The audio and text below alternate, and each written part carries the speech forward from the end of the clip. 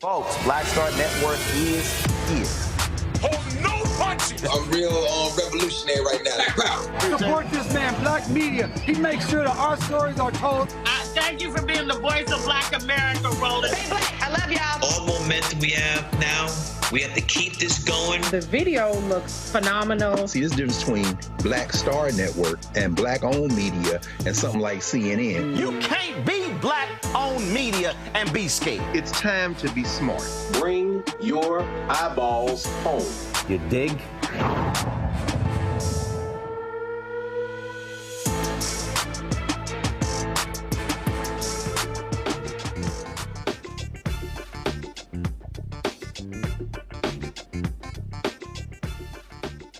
I'm Dr. Avis Jones-DeWeaver, sitting in for Roland Martin tonight. And here's what's coming up on Roland Martin Unfiltered, streaming live on the Black Star Network. Project 2025 was the topic on Capitol Hill during today's House Weaponization of the Federal Government Committee hearing. Congresswoman Stacey Plaskett warned everyone about the dangers of what will happen if Trump gets reelected. We'll show you what she said, and you'll see the Lincoln Project's predictions about the damage 4 more years of Trump will do. While First Lady Jill Biden was on the campaign trail to drum up support from military families, she explained why Trump is an evil man. The family of a Florida Black man is disputing claims he fired his legal weapon at police before they unleashed a barrage of bullets into his body. We'll talk to the attorneys representing Daniel Lewis's family.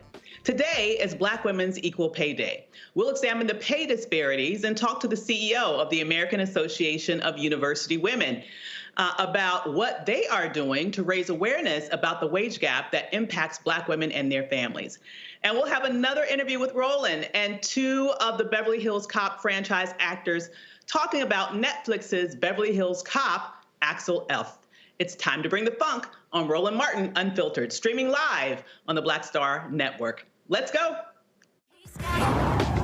Whatever the miss, he's on it. Whatever it is, he's got the scoop, the fact, the find. And when it breaks, he's right on time and it's rolling. Best believe he's knowing. Putting it down from sports to news to politics. With entertainment just for kicks, he's rolling. It's on go, roll, roll, y'all. It's Roland Martin, yeah. Rolling with Roland now. He's funky, he's fresh, he's real, the best, you know he's Roland Martin now.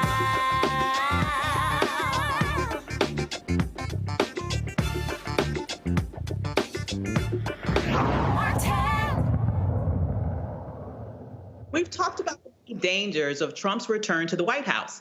One of these dangers is the Heritage Foundation's Project 2025. Project 2025 is a detailed description of how a new far-right presidential administration can take over the country. Many of the policies listed in the public 920-page agenda can be grouped into 3 core areas. First, gutting the U.S. system of checks and balances to consolidate power. Next, taking away America's fundamental personal freedoms. And finally, raising costs on the middle class to give the wealthy billions. At today's House Weaponization of the Federal Government Committee hearing, Virgin Islands delegate Stacey Plaskett breaks down Project 2025 and how it will dismantle structures, institutions, and the basic rights that have supposedly been afforded to Americans to make it great.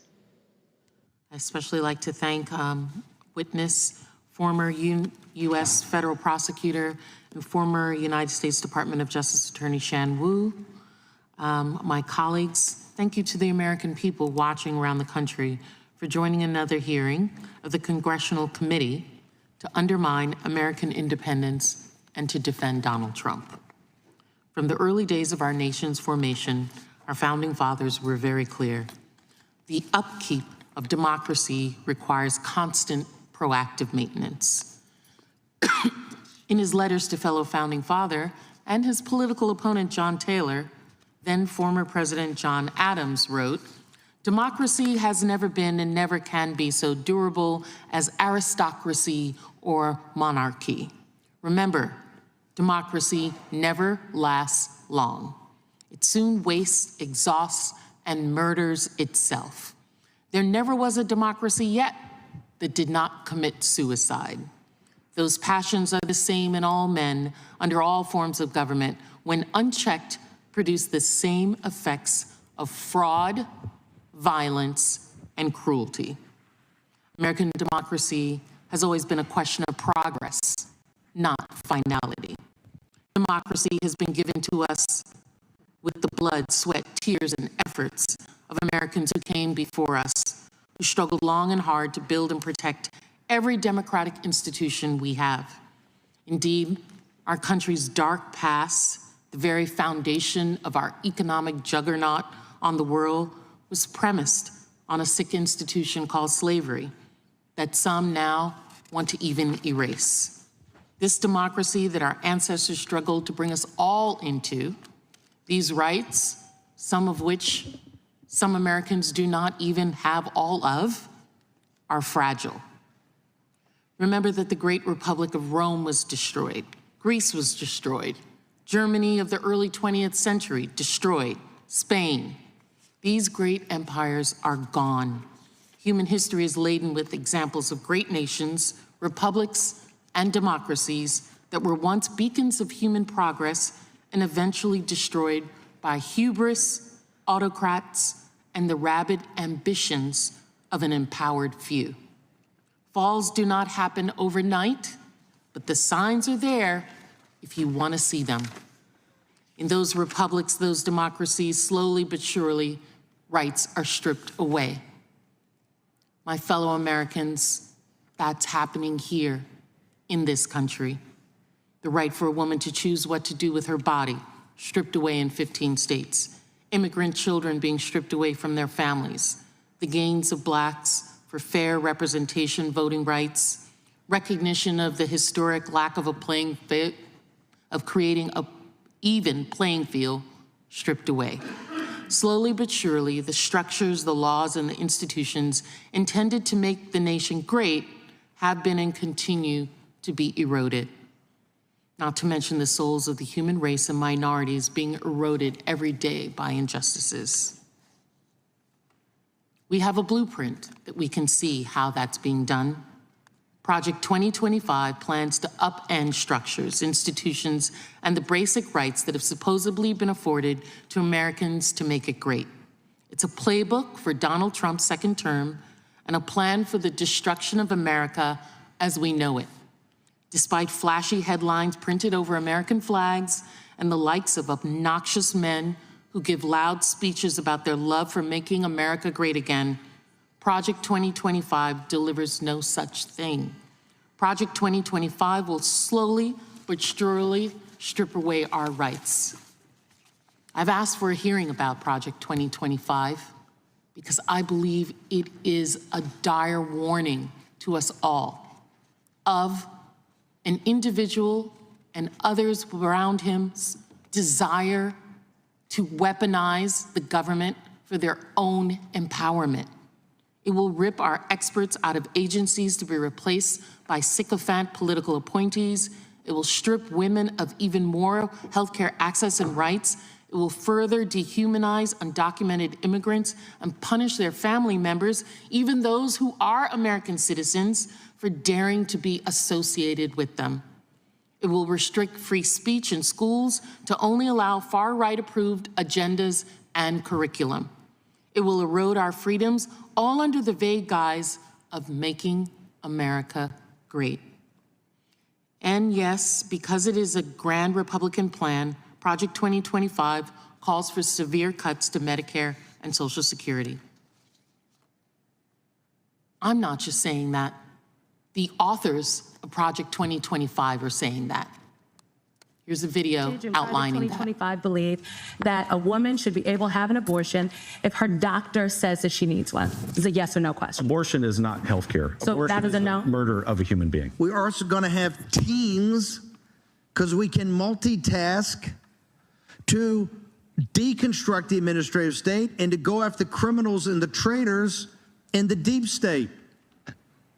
So suck on that. We need to have the biggest mass deportation system ever in the history of America because it is unjust and illegal and evil that more than 10 million illegal aliens have come to this country. There are great plans using the Department of Homeland Security to return these people back to south of the border. The best thing that people can do right now, if you're a young person, is get involved in one of these things like American Moment or Project 2025 or the Trump campaign. We got to fill up the White House with Reuters. Project 2025 is something that's going to transcend the next 4 years, the next 10 years. It really is, for the first time in the history of the conservative movement, the apparatus for policy and personnel. We are in the process of the Second American Revolution, which will remain bloodless if the left allows it to be.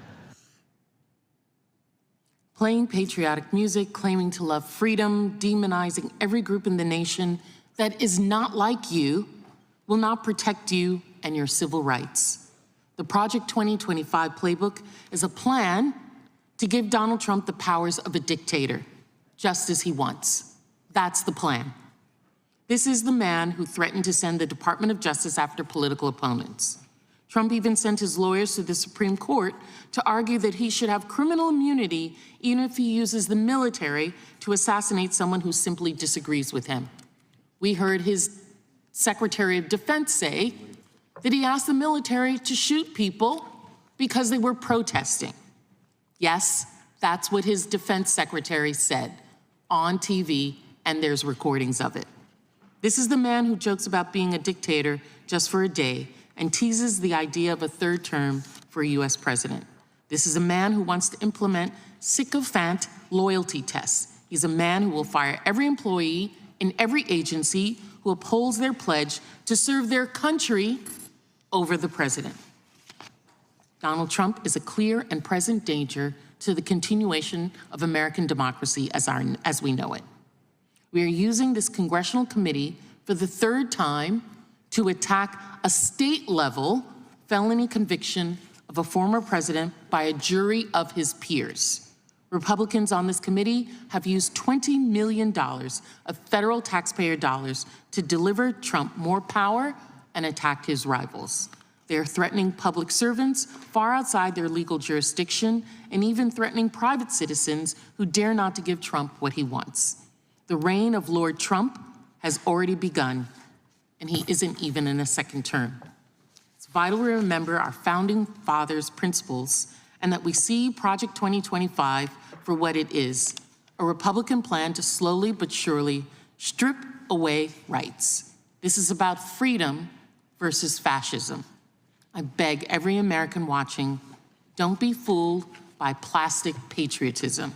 Don't be fooled by those rhetorically referring to freedom without the substance to back it up and without any care for all people's rights. A true understanding of freedom comes from respecting the sacrifices of our ancestors, our democratic institutions, and a robust rule of law. Our country is not and has never been perfect, but our country is great, and it's our duty to keep it that way. Our country has never shied away from improving our flaws, but what is being promoted is a distraction. It's counterproductive and threatens years, decades, centuries of progress. Let's keep moving forward. Let's not go back to the dark times. We're going to take a quick break, and I'll discuss what Delegate Plaskett just said with tonight's panel. This is Roland Martin Unfiltered on the Black Star Network. We'll be right back. Coming soon to the Black Star Network. I still have my NFL contract in my house, having a case. It's 4 of them, for my 4-year contract. I got a $600,000 signing bonus. My base salary for that first year was $150,000. Matter of fact, $150,000. $150,000. That's what I made, $150,000. Now think about it. My signing bonus was a forgivable loan, supposedly. When I got traded to the Colts, they made me pay back my signing bonus to them. I had to give them their $600,000 back. Wow. Yeah, I was so pissed. Because, I try to be a man of my word. I'm like, you, I'll give you your money back. Even though I know I earned that money, right. I gave them their money back. I gave them $600,000 back. But yet, I was this malcontent. I was a bad guy. I'm about the money. It wasn't about the money. It was about doing right. Because I looked at, because you look at contract. Look at John Edwards. John Edwards was making $1 million, $800,000. I was making $150. I mean, I was doing everything. And I'm like, but yet I was, man, I got so many letters, you know, so I just play for free and all that kind of stuff. I mean, you don't forget that kind of stuff. Right. That stuff is hurtful.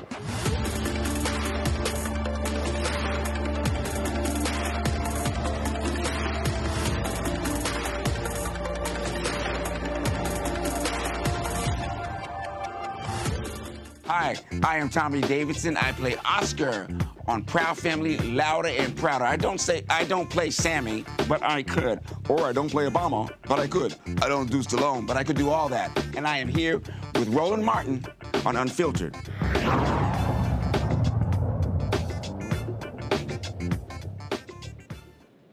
Welcome back to Roland Martin Unfiltered. My name is Dr. Avis, and I am sitting in for Roland Martin. Before the break, we heard Delegate Stacey Plaskett break down 2025. I want to bring in the panel now to discuss what she said.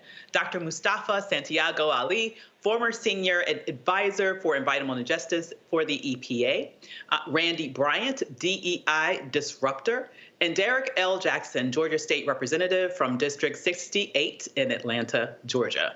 Welcome, gentlemen. Great to see you here. Nice to be. Wish we had something better to talk about, ladies and gentlemen. Sorry. Now, I'm thinking about Project 2025, and I have to say, I am old enough to remember the contract with America that many of us call the contract on America. And I think it's important that individuals understand that this is not some sort of theoretical document. This is actually what they plan to do. Is that what you would think, Mustafa? Oh, yeah, without a doubt. You know, we've often talked about Maya Angelou when she said, when someone shows you who they are, believe them. They're putting it right there in front of you. That shows the gall of these individuals.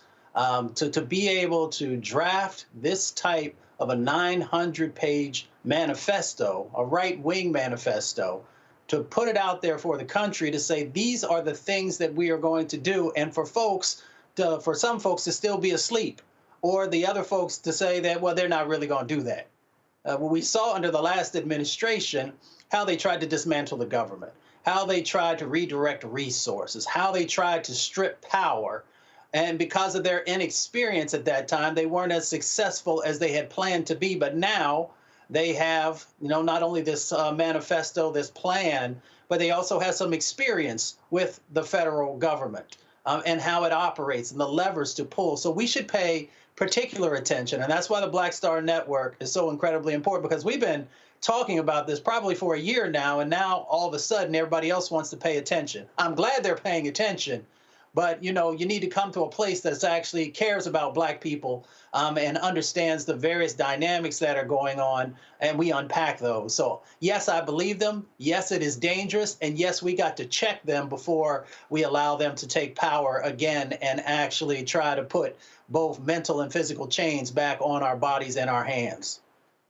Absolutely. And Randy, when I think about what we've already experienced, particularly as it relates to the rollback of rights, I'm thinking about specifically women's rights, and particularly the right to have dominion over our own bodies. You know, when we think about what could be in a future if we were to have this right-wing takeover in the direction that they are saying in black and white that they want to take it, what would that mean for women and girls all around this country? Well, they're planning to get rid of Planned Parenthood altogether. I mean, they're saying it directly that they are trying to get rid of Planned Parenthood. They're trying to make it illegal for a woman to seek any sort of resources that would get rid of what they consider a pregnancy, a person, a human life. They are making it where women have zero rights when it comes to our bodies. And it does not matter how that pregnancy was conceived, whether it be through any sort of physical, sexual assault or anything. It does not matter if the woman is in any danger of losing her life. None of that matters. They are stripping us of those rights. And what is interesting, what you and Dr. Mufasa were saying about, you know, we've known this for some some time, we've already seen it happen. I mean, we've already seen the changes. So I'm very confused by the cognitive dissonance of some who are saying, well, that's just a document. Or do we really know that that's what they're going to do? They're doing it. They've already shown that they are trying to take away the rights for anyone that considers themselves in any form or fashion a minority. Anyone that is not white, male, or heterosexual is in danger of losing their basic civil rights. And that is no joke. It's nothing to laugh about, play about, or hide from the truth.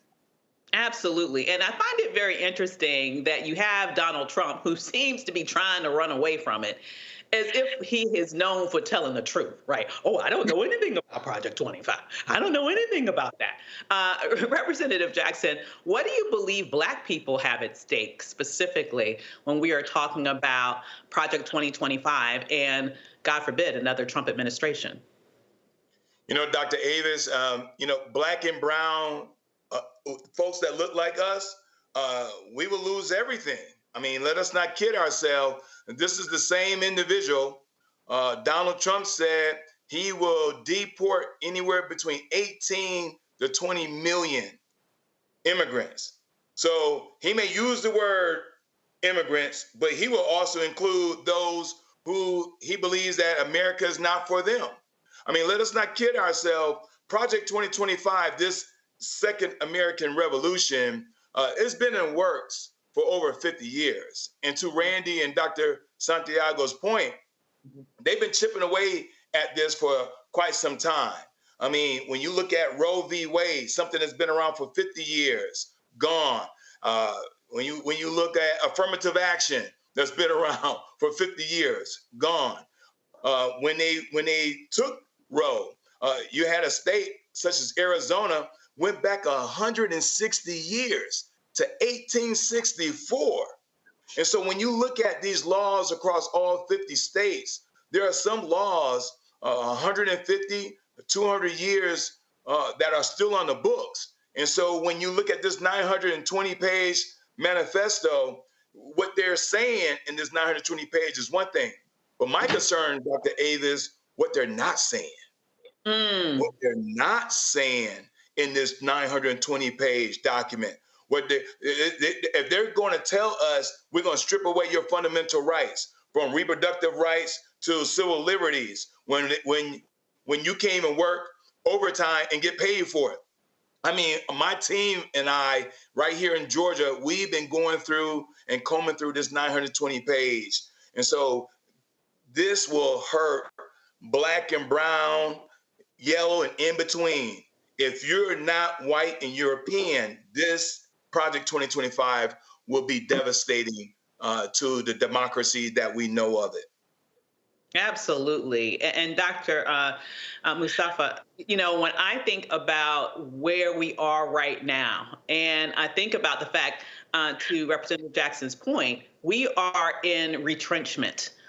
When we see all the rights that were fought for over decades, shall I say centuries, and to see how quickly they've been falling under the weight of these Supreme Court decisions, one after the other, including the continual erosion of voting rights, it seems like to me this Project 25 is really the final sort of blow. It's the death nail. To me, this is looking like a document that is looking to put in place a white minority rule in America, and specifically white male minority rule, because they want white women, let's be frank, to produce more babies. That's my take on why they're so hell-bent on ending abortion in America. I mean, what are your thoughts? What are your thoughts about the overarching sort of paradigm shift that we would face as a nation if this would come to pass? We've known each other too long because our minds are in sync. It's really interesting. This is a part of the trifecta. And let me unpack that for folks. So you have Project 2025. You have these Supreme Court cases recently of both about immunity, giving a president unlimited powers. And then you also have the Chevron case, which then took power away from federal agencies and gave it back to the courts. Now, where have we seen these types of actions before? For those of us who are students of history, then we have to go back and take a look and ask the question, how did Nazism actually was able to overtake Germany and to restructure their government? They had a plan, and their plan looked very similar to some of the actions that we've currently seen. How did apartheidism take place and find fertile ground in South Africa, a country that was, majority black folks?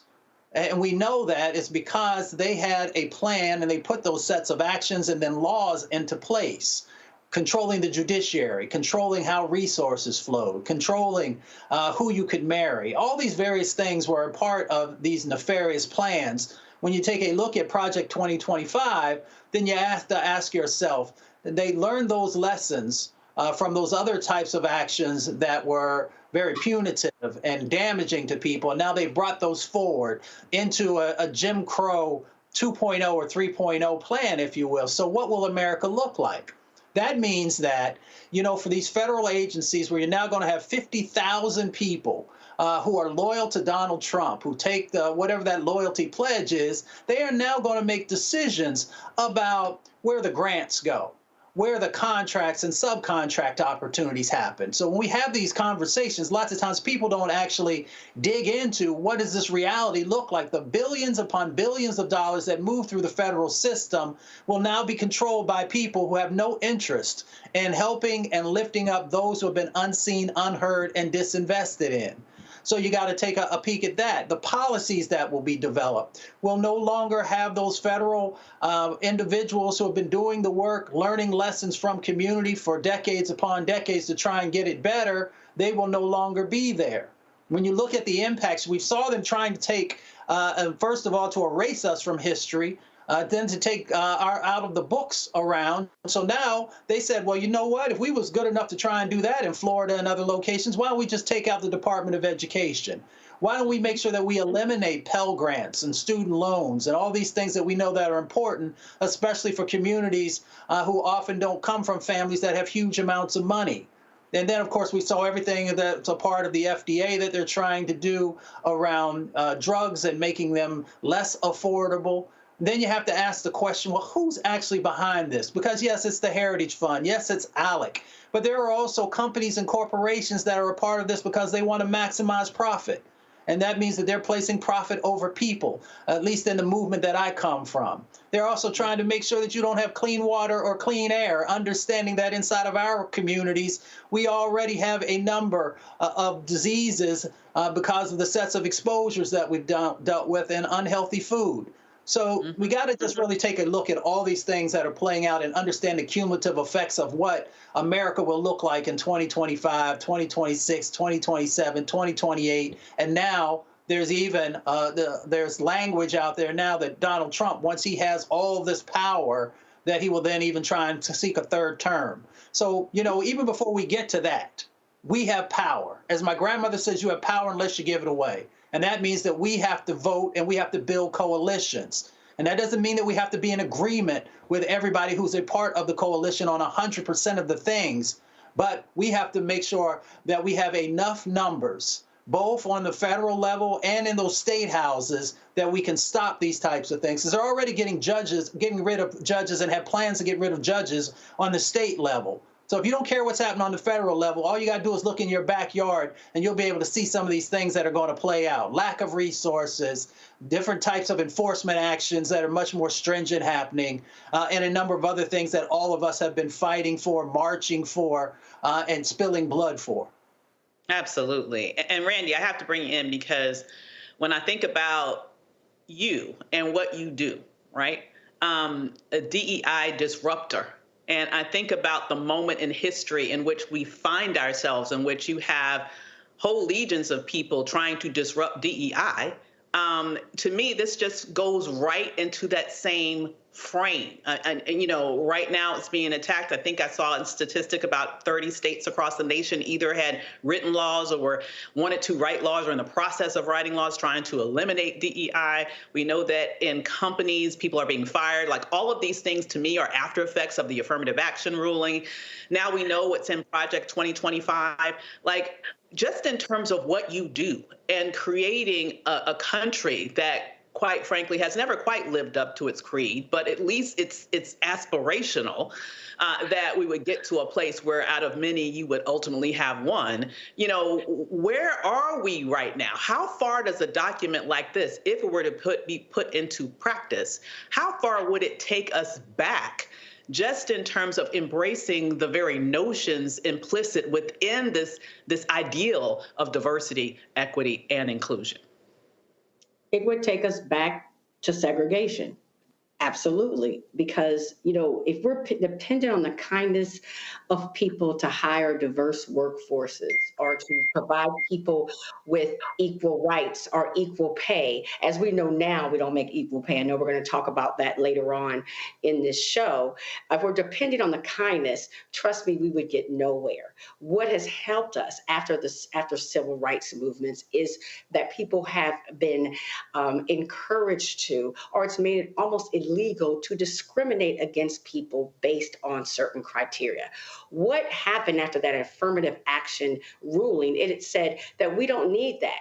We don't have any sort of discrimination in this country based on race. And so it took us all the way back to where people can decide to whom they rent apartments, how they who they give mortgages to, who they hire, fire, how they pay them, who they allow in colleges and universities, who they allow to attend schools. It completely makes it where no one has to give someone that's different a fair chance. Not that we've ever gotten a fair chance, not that we have never even reached that level, but we would get a chance. They would have to at least have some representation of diversity within the workforce, although you wouldn't see us at the higher ranks. So in Project 25, it makes it very clear that not only will DEI programs be wiped out, as they already are being as we speak. Every day there's a new story of a major university or corporation completely deleting anything they've ever done. And when it comes to DEI, it makes it where it is actually illegal for those people who want to do better, who are champions of diversity, to do so, just as we've seen in places like Florida. They're not even allowed to use the language diversity, equity, and inclusion. I mean, imagine what they're saying, that we cannot even use those words. Like these are positive words, right? These are good words, but they have turned them to be so evil. So what we're seeing now is only going to get worse. And I feel like screaming at people when they even consider or talk about, some check that Trump gave them, or Trump, he's real or whatever. I'm like, do you understand that everything is at stake? Anyone who does not like you, and if you are foolish in this country to think that everybody's embracing Black people are excited to give us a chance, anyone who has the power to discriminate against you now can, and not get in trouble for it. And they're making it in Project 25 where you can't even bring up the issue. It's illegal. It's not even. They're not even going to be taking DEI cases, discrimination cases based on gender and race. And then on top of that, it will be illegal to protest. So you can't get them either way. You just must accept the way that you're treated. I mean, it is dire. I mean, it is dire. And so I thank God I have this forum to be out here and tell the people who are willing to listen. And I hope those of you out there tell others, because no one is going to save us but us. These people have come out and made it very clear that they're not only trying to save us or help us or support us or just give us what's equal. They're going to fight like hell to take anything away that we have. And so they better get on it. I mean, sound the alarm, because it's bad. It's scary. Absolutely. A 4-alarm fire indeed. So we're going to have to wrap this segment up, but we'll be right back after this break on Roland Martin Unfiltered.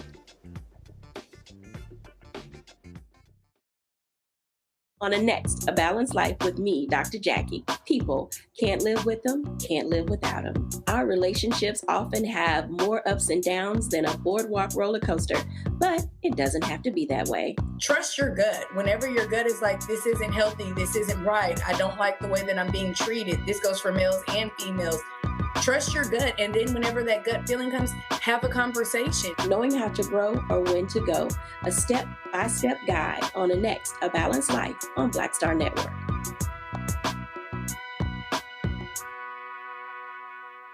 When you talk about blackness and what happens in black culture, we're about covering these things that matter to us, speaking to our issues and concerns. This is a genuine people-powered movement. There's a lot of stuff that we're not getting. You get it, and you spread the word. We wish to plead our own cause.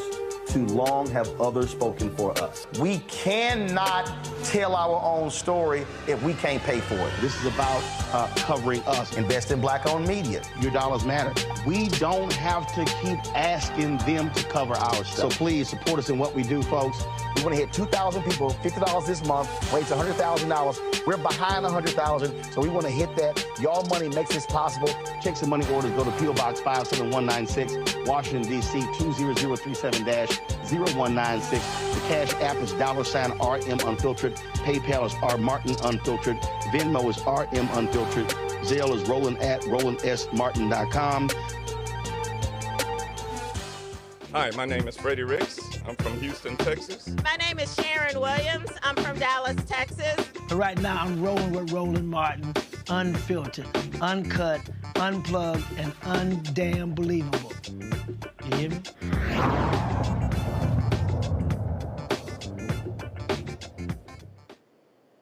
Welcome back to Roland Martin Unfiltered. My name is Dr. Avis. And if you don't believe what we've been saying about the ramifications of Trump's victory in November, check out this video put out by the Lincoln Project, which shows the damage 4 more years of Trump will do.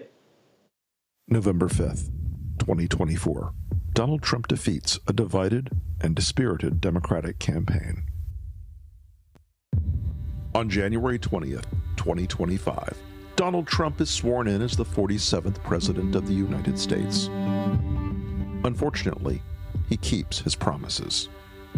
Trump seizes control of a divided government, signing hundreds of executive orders implementing Project 2025. Trump replaces over 50,000 civil servants with hardline MAGA loyalists. The federal oath of office now requires declaring loyalty to the president, not the Constitution. Protected by the Supreme Court's grant of total immunity for official acts, Donald Trump orders the Department of Justice to arrest members of the January 6th Commission, current and former DOJ employees, and political opponents for treason, election interference, and conspiracy. He declares it to be an official act. Trump ends birthright citizenship by executive order and turns millions of American-born citizens into illegal aliens overnight. Mass deportations begin. Hundreds of thousands, including legal U.S. residents and American citizens, are imprisoned in newly built camps. Protests erupt. Trump addresses the nation from the Oval Office, invoking the Insurrection Act and declaring the protesters a danger to American sovereignty. He orders the National Guard to use deadly force to suppress the protests. In the wake of the bloody violence, Trump declares nationwide martial law, awarding himself new powers under the freshly signed American Sovereignty Protection Order, which defines protest of immigration policies as non-protected speech and a threat to national security. Governors in New York, California, Illinois, and elsewhere declare their opposition, promising to refuse compliance in their states. Trump orders their arrests. Trump pardons every January 6th attacker, including those who assaulted the police, and in a White House ceremony issues a new presidential medal honoring them. Many are given jobs in his administration. The Department of Education is renamed the Department of American Values and mandates a nationwide Christian nationalist curriculum for all schools receiving federal aid. Trump, joined by Speaker Mike Johnson and evangelical leaders, announces that the Department of Health and Human Services has reclassified mifepristone, making it illegal to distribute or prescribe, as well as new HHS regulations that make IVF treatments impossible to legally administer. Trump reverses one campaign promise by declaring a national abortion ban by executive order. Challenges to his authority are rejected by the Supreme Court, which has seen new appointments from Trump after it was expanded to 12 justices. He signs an executive order removing abortion records from HIPAA privacy regulations and announces a new federal data sharing program so states can monitor women's periods. Thousands are detained while crossing state lines under suspicion of seeking an abortion. Trump's acting Secretary of Defense, a disgraced ex-general, fires over 400 generals and admirals, leaving the military leaderless. Other Trump appointees purge the ranks of the CIA, FBI, and Department of Justice. By executive order, Trump withdraws the United States from NATO and ends Pentagon cooperation with Ukraine. Russian tanks enter Kyiv. Vladimir Zelensky is killed. It is announced that Trump will run for a third term, claiming he was unfairly cheated in the 2020 election. His Supreme Court ultimately agrees with this interpretation, paving the way for Trump's 2028 re-election.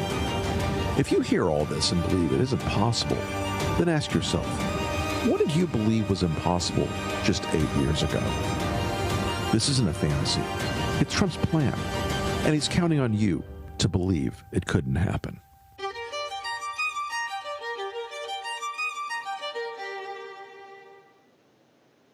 Now, that didn't convince you. Check out this video from 11 Films. I love this guy. He says, "You're not going to be a dictator, are you?" I said, "No, no, no, other than day one."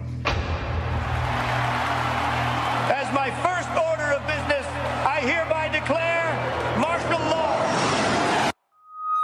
Citizens of the new America, here are today's announcements. Supreme Leader Donald Trump proclaims the 4th of July will no longer be celebrated as Independence Day. In honor of our 2021 Patriots, January 6th will now be recognized as our great nation's birthday.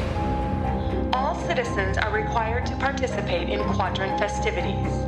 Failure to do so will be met with harsh punishment and immediate incarceration in your local detention camp. I'm tired of this separation of church and state junk. Effective immediately, all children are now considered spiritual soldiers of MAGA. Regardless of rape, incest, or health of the woman, abortion is now illegal. Anyone caught providing or receiving an abortion will be charged with murder. Do you believe in punishment for abortion? There has to be some form of punishment. For the woman? Yeah, there has to be some form. Due to previous liberal indoctrination, all schools are hereby closed. All citizens must participate in their quadrant's book elimination celebration festivities. Failure to do so will be met with harsh punishment and immediate incarceration in your local detention camp. All migrants, refugees, and dreamers are now considered enemies of the new America and will be rounded up, incarcerated, and deported immediately. They're poisoning the blood of our country. That's what they've done. We will root out the radical left thugs that live like vermin. Vermin.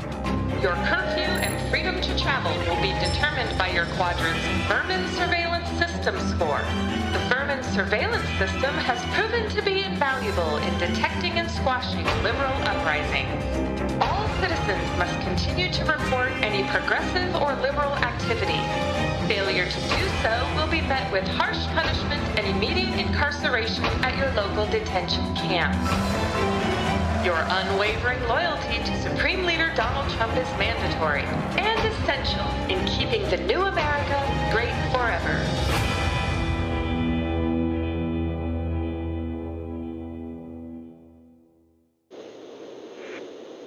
Roland Martin Unfiltered will be right back right here on the Black Star Network. Next on the Black Table with me, Greg Carr.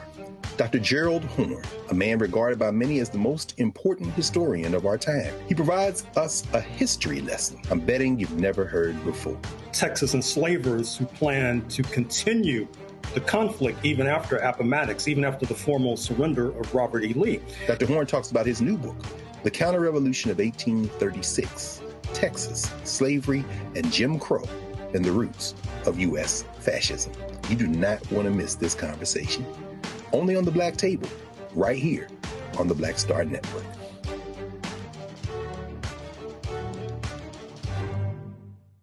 My name is Lena Charles, and I'm from Opelousas, Louisiana. Yes, that is Zydeco capital of the world. My name is Margaret Chappelle. I'm from Dallas, Texas, representing the Urban Trivia Game. It's me, Sherry Shepherd, and you know what you watch. Roland Martin on Unfiltered.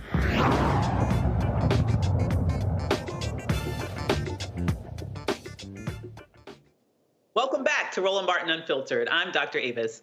Monday, First Lady Dr. Jill Biden was on a 3-state tour garnering support from military veterans. During her stop in Columbus, Georgia, she called Trump evil and said we can't afford to have him as commander-in-chief. My dad served as a Navy signalman in World War II. And as Gloria said, in 2003, our son Bo joined the Delaware Army National Guard and served for a year in Iraq. So this is personal to us. We know what it's like to wait on a lagging phone call from across the world, to smile through another holiday with an empty chair at the table. So let me ask you this. Does Donald Trump know anything about military? No. He disparages those who sacrifice for our country. His own chief of staff said he called POWs and those who died in war losers and suckers. He's evil. He said he didn't want to be seen with injured veterans because it didn't look good for him. It's disgraceful. But it's not surprising. Donald Trump wakes up every morning thinking about one person and one person only, himself. We know what Donald Trump was like as commander-in-chief, and it could be worse this time. Last week, the Supreme Court ruled that there are virtually no limits on what a president can do. Our democracy cannot withstand a Trump presidency with virtually no limits. Service members honor their oath to support and defend the Constitution. We cannot trust Donald Trump to do the same. The military community deserves better. You deserve a commander-in-chief who serves with integrity and wisdom and character. And that's my husband, Joe Biden. So I'm going to bring back in the panel to sort of unpack the First Lady's remarks, as well as what we just saw in terms of those two visions into the future by the Lincoln Project, right, and 11 films. And when you look at it, it does seem very stark. It seems very scary. Representative Jackson, do you think that the First Lady was too harsh when she used the word evil to describe Donald Trump? You know, Dr. Avis, no, the First Lady was spot on. In fact, I was in that crowd of 300 plus. And as a retired naval officer, one who served this country in uniform for 22 years, we, men and women who are in uniform, our expectation of a commander-in-chief is one that will exercise wisdom. In other words, one that understands what diplomacy looks like before the use of military. We need a commander-in-chief that has a compassionate heart. In other words, understand the plight of military families and veterans, knowing that when they give the order to men and women in uniform, that might be the last time they see their loved ones. And he has that understanding because he represents a military family. We all can recall his son, Bo, died serving this country. We need a commander-in-chief that understand and exercise integrity.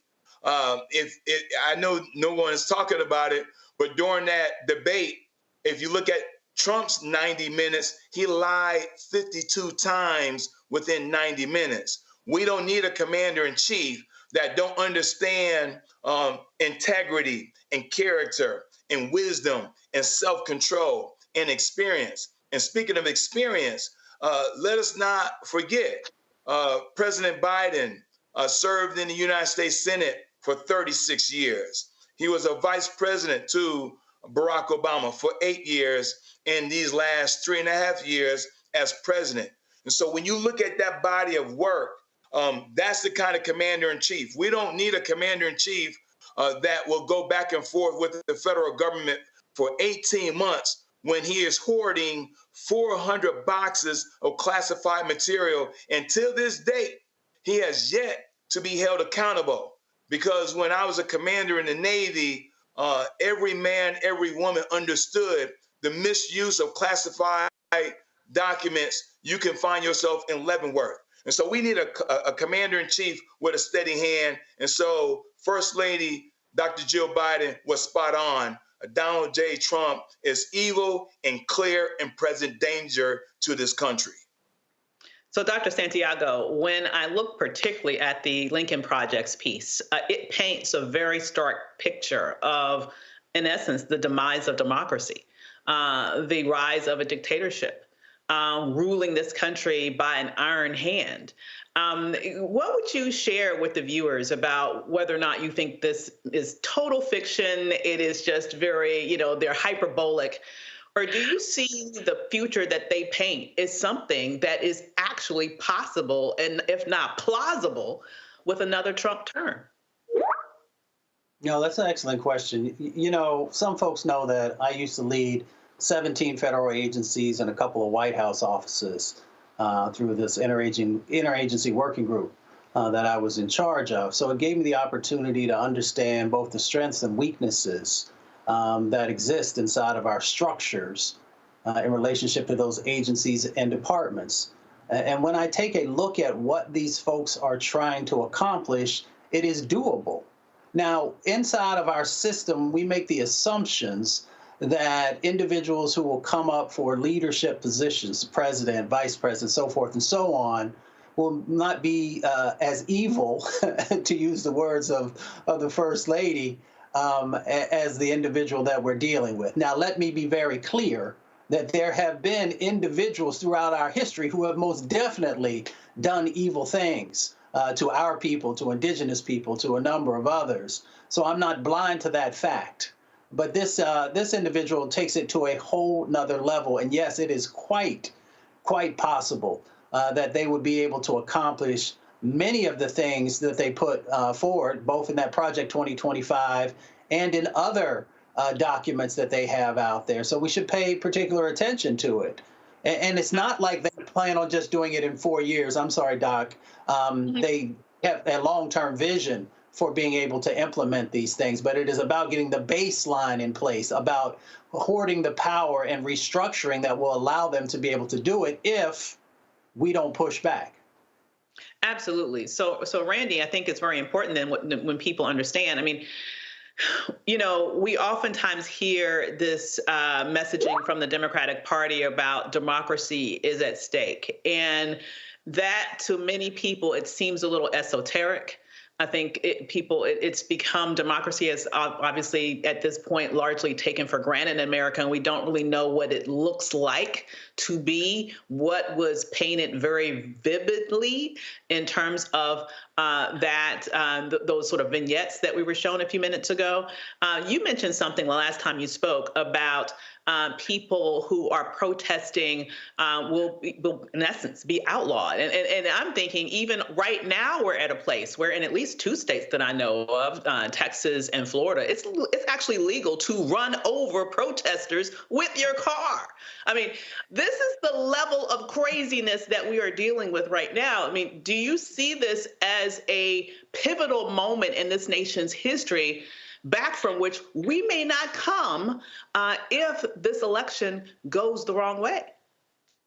It's an absolute pivotal moment. I think it's the biggest moment that I've ever lived in that will change the direction of this country one way or the other. I applaud the First Lady, Dr. Jill Biden, for using strong language. And I think she's doing it now because we haven't really seen her speak the way she did, because she now gets the severity of the situation. And, you know, oftentimes, particularly the Democratic Party tries to we try to be, you know, decent, I would say, and approach things with a certain decorum. And I think it's now like we got to come out with our punching gloves on and call a thing a thing. I also like the fact, you know, that the vignettes that we just saw, like the, you know, Lincoln Project did, because not many people are going to read that over 900-page document. And so it does just sound as if something, you know, we're talking about, but people really need to understand, they need to visualize how what's happening will affect their day to day, what their country will look like. And just like you said, because we have taken democracy for granted, and we need to understand that what we've had all of my life. I mean, and I'm far from blind of all that I haven't had and all that I've been fighting for people to have, but it's only going to get worse. And so, yes, this is a pivotal time in our history, in our country's history. Absolutely. And so, yes, I'm glad people are out there fighting for it, because it's one way or the other at this point. And if Trump should win, it's just scary. I mean, we are now dealing with the changes that he made before Biden came into office. That's the reason why the Supreme Court is able to make the decisions that they have been making, stripping rights away from the majority of the people in this country. Absolutely. And really quickly before you go to break, I just would not do Roland justice if I did not say something that I know he's been saying for years. What is actually happening right now is that we're seeing this white backlash against a rising white minority. I mean, is it any wonder why the minute that we're seeing the demographics go in the direction that it's going, where we are not too many years away from whites as a minority in this nation, is there this huge concerted effort in order to undermine democracy? When you no longer can win elections because you are no longer the majority, all of a sudden you don't give a damn about democracy. This is what's happening right now. And if people don't get this and act accordingly in November, I shudder to think not only what we will have to deal with, but what our children and our grandchildren and those who come after them will have to deal with. This election is bigger than us. This election is about the generations that have to come after us. And with that said, we're going to take a break right now. We will see you in just a minute on Roland Martin Unfiltered with the Black Star Network.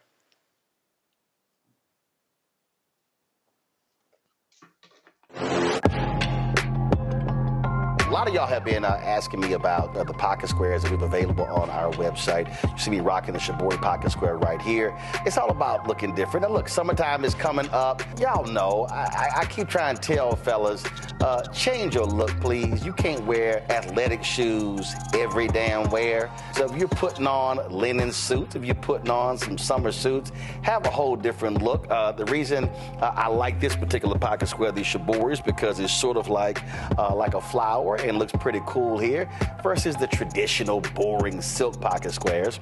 But also I like being a little different as well. So this is why we have these custom-made feather pocket squares on the website as well.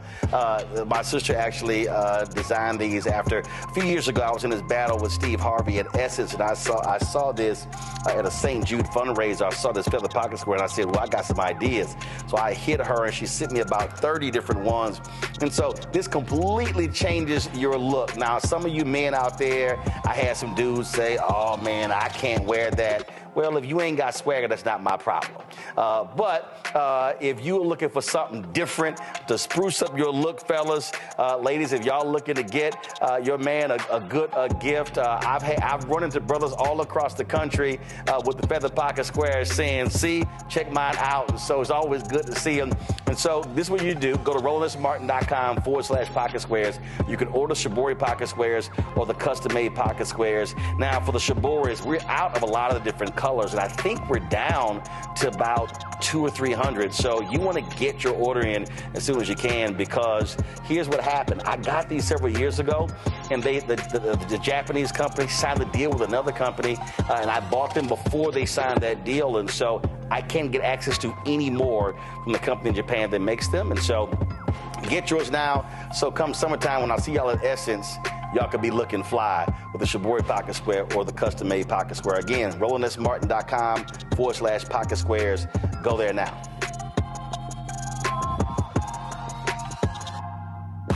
Hey, it's John Murray, the executive producer of the new Sherry Shepherd Talk Show. This is your boy, Earthquake. And you're tuned in to Roland Martin, Unfiltered.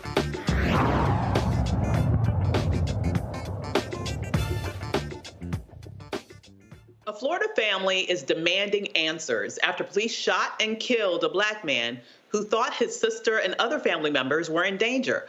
According to media outlets, on May 31st, 27-year-old Daniel Lewis was inside his Miami Gardens home when his sister and his cousins sought his home for shelter. The group believed gang members were following them in a car they described as black, with no markings or police lights. They pulled up to Lewis's home and ran into the house. Lewis, a licensed gun owner, went outside with his weapon to see what or who they were running from. That's when police shot him 5 times.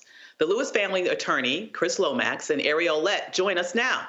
We're also joined by Kelly Davis, the Lewis's family spokesman.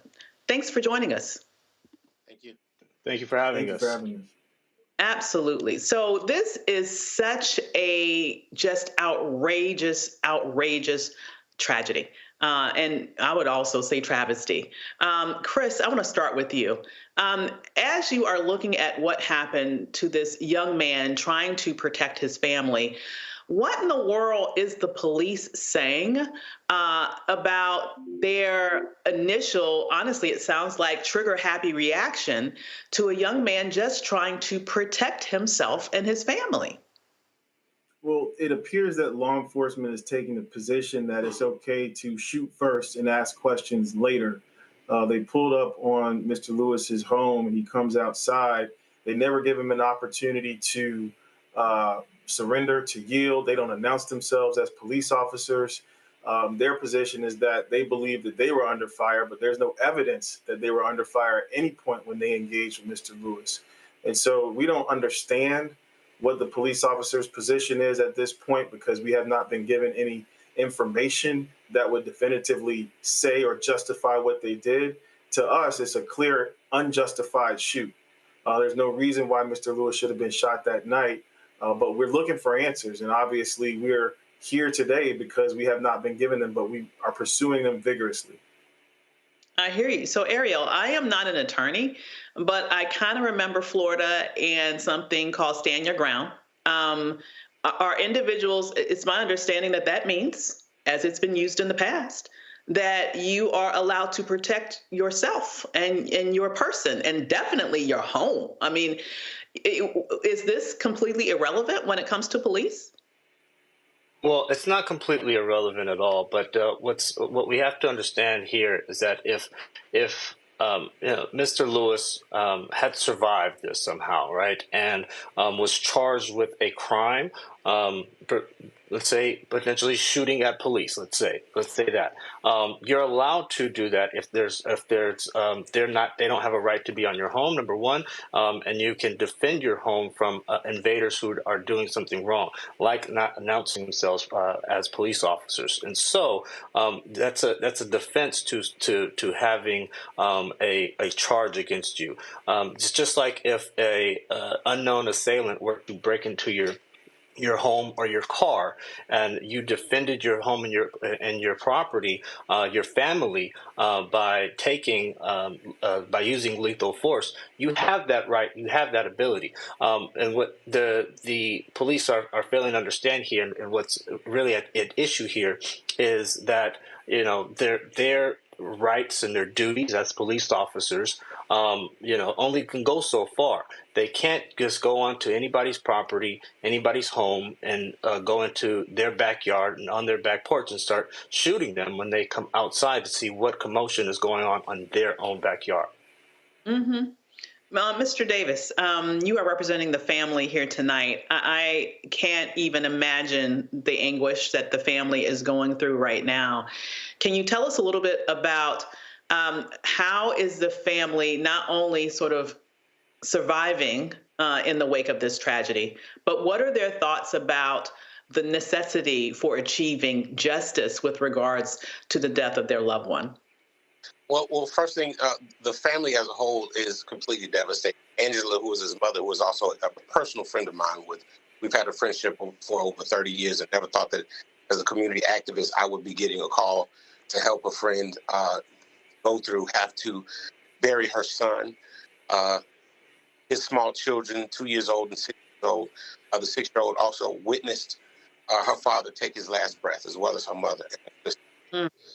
Family, literally on a moment-to-moment, day-to-day basis, is completely devastated, especially at a young man who had so much going for himself. He graduated from Harvard College. He was working with his uncle part-time at UPS, taking care of his children. He had custody of the 6-year-old. He took his children to school every single day. So this was a upstanding man in the community, and this should not have happened. Absolutely not. Chris, I don't really understand why the police was following the family members in the first place in this unmarked car. I mean, it is reasonable if you are, if you find that you are being followed by a car that you do not recognize, it does not have any markings of being with the police. It is reasonable to be fearful in that circumstance. And I'm wondering, has the police given any explanation as to what the hell they were doing following these innocent individuals in the first damn place that led to this tragedy at the end? Well, no, they haven't given any explanation as to why they were following these particular individuals. Our understanding is that there may have been some interest in some activity going on in the area, maybe even some interest in some activity going on at some point at the house. But there was nothing that we've been told so far about any specific individuals and why they were being followed in this fashion, especially on a sort of ongoing basis from the house to the store, back to the house. And then not only that, but doing so in a way that would raise suspicion for anyone. If I were driving in my car, I would absolutely be suspicious of someone who's following me to my house, to the store, and coming back. And I would feel as though I was in an unsafe position. And so the question that we have to ask ourselves is, to what extent can law enforcement officers create dangerous situations to their own peril and then come back and use unnecessary and disproportionate force against people who had no reason to believe or no reason to know that they were law enforcement? And that's exactly what happened to Mr. Lewis. He had no reason to know, expect, or understand that the individuals who ran into his backyard and drove into his backyard and shot him 5 times were law enforcement. And so the whole thing is a complete tragedy. It's a failure of the system. It shouldn't have happened. And we need these answers. We need them now. And if I may piggyback off of Chris's response as well, there was an individual arrested. It was a friend of the family, and there was an affidavit presented. But that actually contradicts what the police have said in some other news press releases. On one hand, they've talked about this task force that was being used, and it wasn't just one vehicle. It was one van and two vehicles, all unmarked, all black with very dark tints, so you couldn't see. And it was 11 p.m. at night, right? And so they said on one hand that those vehicles were responding to the increased level of violence in that community, and just being out there when they engaged with this family. On the other hand, on that affidavit that I mentioned, they said that they were actually looking at the house for suspected drug activity. So you have one that's saying suspected violence, another that's saying suspected drug activity, but there was no drugs ever found in the home or in the vehicle. Nobody's been charged with any drug crimes, and the only person that was arrested wasn't even related to this family. And so, and obviously, again, Mr. Lewis wasn't even in that car during that chase, and so it has nothing to do with them as to what happened during the chase. But once they got onto that property and took action on that property, that's when it affects Mr. Lewis and his rights. Let me ask you this, just to follow up super quickly. Was there any body cameras involved? We don't know. those are more questions. We're looking for that. I can tell you that Miami Gardens police are supposed to have body cameras on them, and it's very strange that through all of the documents that we have been able to get that's related to this incident from the law enforcement, there's no mention of body cameras as of yet, and so we don't know if there's a definitive answer that they weren't wearing them, which would also be a violation of their policy, and which includes the other violations that we've discussed already, or if they have them and just are not telling us about them. This may seem kind of obvious given the answer to that question, but just as your experience as an attorney, are you finding, and maybe unfortunately other situations similar to this, are you finding the police here to be cooperative? Are you finding them to be secretive? Are you finding them to be obstructive? What is your assessment, either one of the attorneys actually, what is your assessment as to the level of transparency or lack thereof that the police are giving you and this family as it comes to being able to let them know how the hell their loved one was killed? I can start it off. They are helpful when it serves their purpose, right? If they know that it's a video is going to conclusively show that they were in the right, they release video camera footage. You've seen it time and time again on the news. Right? Oh, this is what happened almost immediately, and it's been now more than a month since the killing of Mr. Lewis, and so they have been obstructive in that instance, and they use the guise of ongoing investigation to do so. And so their investigation seems to have concluded with only one arrest unrelated to Mr. Lewis. Any other investigation other than that and the wrongful death of Mr. Lewis is a mystery to us. Oh, I have a final question for Mr. Davis.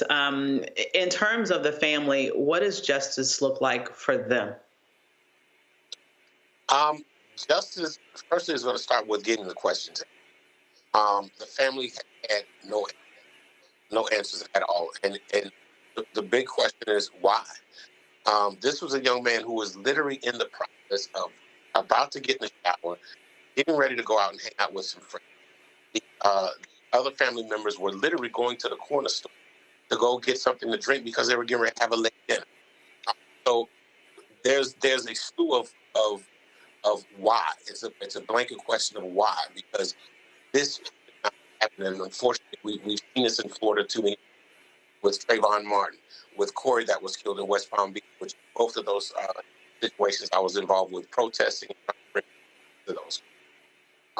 So this is another fortunate case of it's okay to shoot a black person, and we are not going to let him die in vain. And that's what the family wants to see. They want to see, and they want to see change in police procedures, because a simple change. But we believe that if the police officers had just identified themselves and done a regular traffic stop, we would not be sitting here today having this conversation. Mm-hmm. Mm-hmm. So sad. I said that was going to be my last, but I do have one last question for Chris, really quickly. Do you believe, or is there an opportunity or chance that these officers may be charged at some point if they can't come up with some sort of plausible explanation in terms of why this was justified? Is that even in the cards? I mean, this is Florida, so maybe absolutely. Well, absolutely. Not only does Florida have the authority to charge these officers, but the United States Department of Justice clearly has the authority to charge them under 18 U.S.C. Section 242, which is a statute that I prosecuted officers under for over 5 years as a federal prosecutor.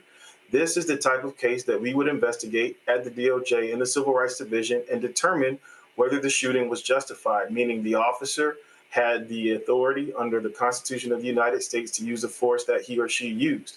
If that force was excessive, and if it was a willful violation of Mr. Lewis's constitutional rights, then a federal prosecution is absolutely in the cards. And I expect that the people at the Civil Rights Division will look at this and make a determination based on the facts and based on the evidence. And if there's availability to make a charge in this case, I believe that they will do that. Well, I certainly hope that justice is served in this case. Please send our condolences to the family. And thank you so much for fighting on behalf of this young man and this family that I know is still trying to get some manner of solace with regard to this case that has yet to see any manner of justice yet. But I'm glad to see that we have the right people in the case. Thanks for joining us this evening. Thank you. Thank you for having us. Absolutely.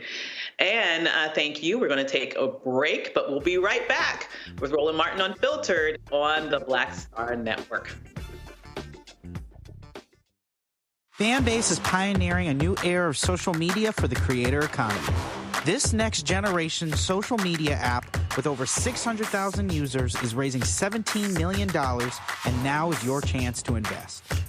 For details on how to invest, visit startengine.com/fanbase or scan the QR code. Another way we're giving you the freedom to be you without limits. Hatred on the streets, a horrific scene, a white nationalist rally that descended into deadly violence. White people are losing their damn minds. An angry pro-Trump mob storms the U.S. Capitol. We've seen shooting. We're about to see the rise of what I call white minority resistance. We have seen white folks in this country who simply cannot tolerate black folks voting. I think what we're seeing is the inevitable result of violent denial. This is part of American history. Every time that people of color have made progress, whether real or symbolic, there has been what Carol Anderson at Emory University calls white rage as a backlash. This is the rise of the Proud Boys and the Boogaloo Boys. America, there's going to be more of this. Here's all the Proud Boys, guys. This country is getting increasingly racist in its behaviors and its attitudes because of the fear of white people. The fear that they're taking our jobs, they're taking our resources, they're taking our women. This is white fear.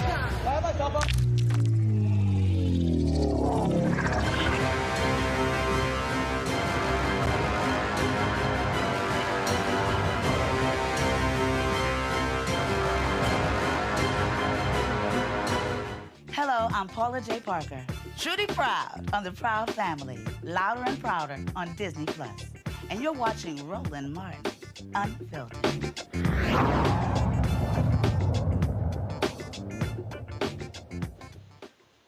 So we're back, and I'm going to bring in the panel to discuss this Florida case that we just talked about with regards to this horrible, horrible shooting of this young man. Bringing in Randy first. You know, as I'm thinking about this situation, which is just another atrocity, the thought that comes to my mind is how many more? Like, how many more stories do we have to hear like this? And this one, to me, is particularly atrocious, given, once again, what seems to be completely outside of the boundaries of just plain logical behavior by the police department, who now seems to be, in the process, to me, it sounds like, of covering it up. If it's been a month and they still don't see any body cam footage, that to me sounds like a cover-up. Absolutely sounds like a cover-up, and particularly since they keep saying, we thought there was a gunshot. It seemed that he shot. I'm like, by now you know that he shot a gun or not. So what's the problem? Yeah, you know, and I don't know how many more. And that's the sad part. And I believe that that is the trauma that is placed upon us every day as Black Americans in this country. Because when I think about the actions of that day, as we hear about the precautions that they took and not knowing that these were police officers, you know, possibly following them, it just made me sad, because it reminds me of how much many of us go through life every day playing defense, being scared, because we see these stories day after day.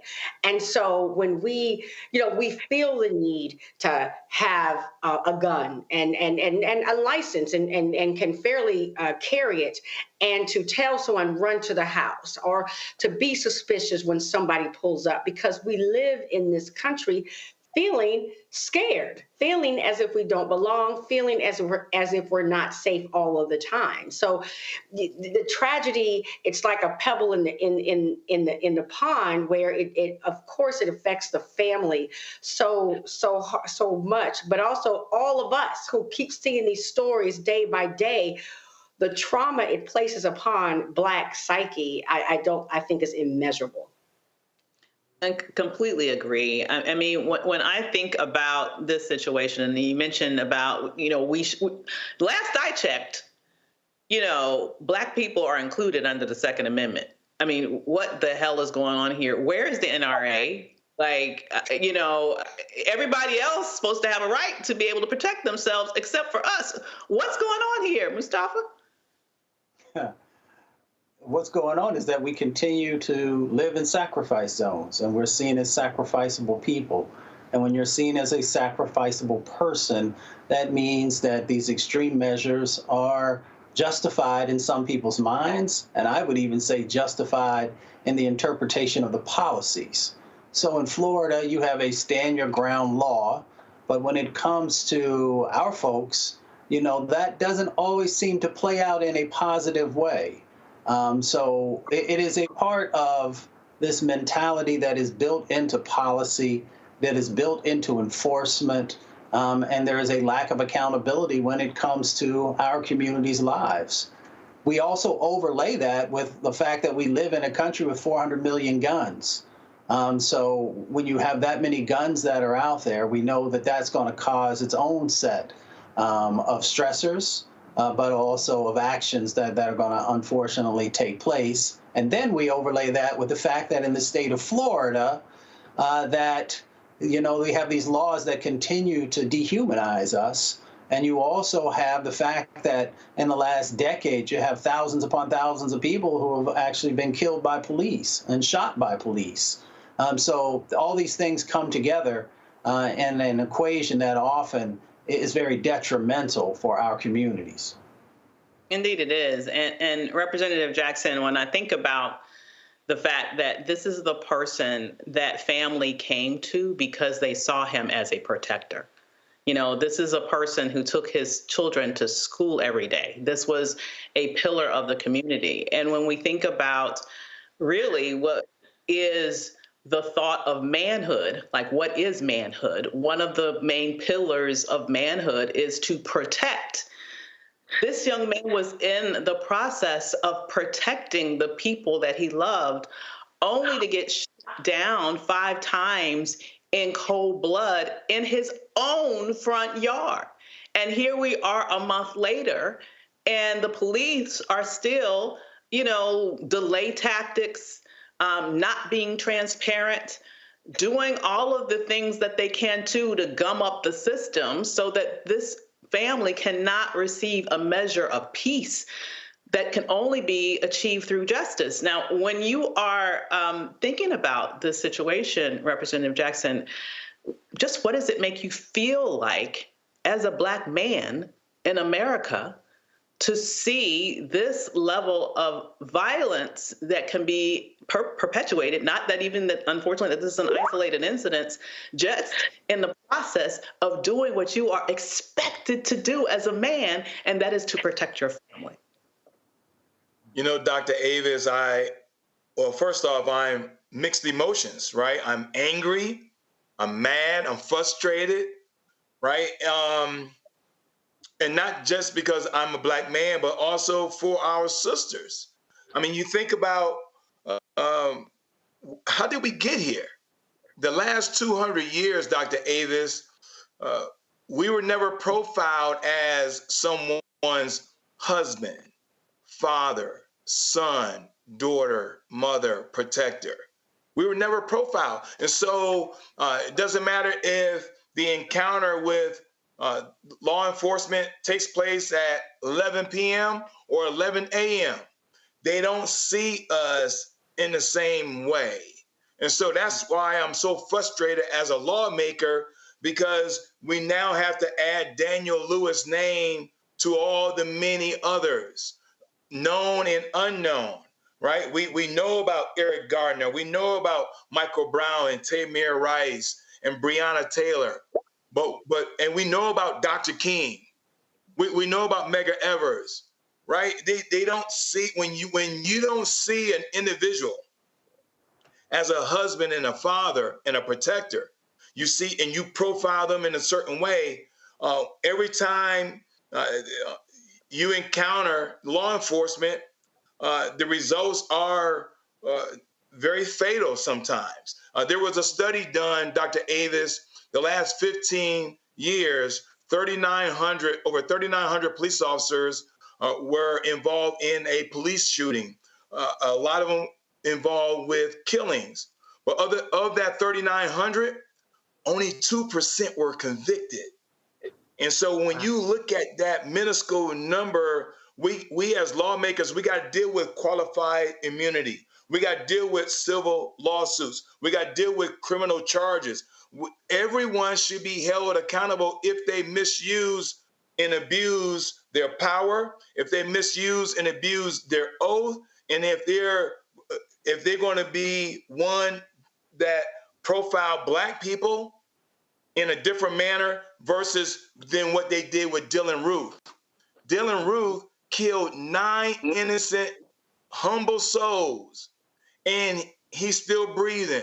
In fact, they took him to a restaurant after they arrested him. And so it's not training, it's not laws, it is how do you profile life and other human beings that one may consider them as a threat, and it doesn't matter what time of day. They don't see us as husbands and fathers and mothers and daughters in the same manner as everyone else. I completely agree. And when I think about, once again, what you do, Randy, it seems like this state, which, as you've mentioned, has even outlawed the words diversity, equity, and inclusion, it seems like, does there need to, in a better world, do police officers like that? Because I agree. To me, they did not see that young man as human. That happens not just in Florida. I think that's a lot of, unfortunately, it's endemic of the culture of policing in this nation, period.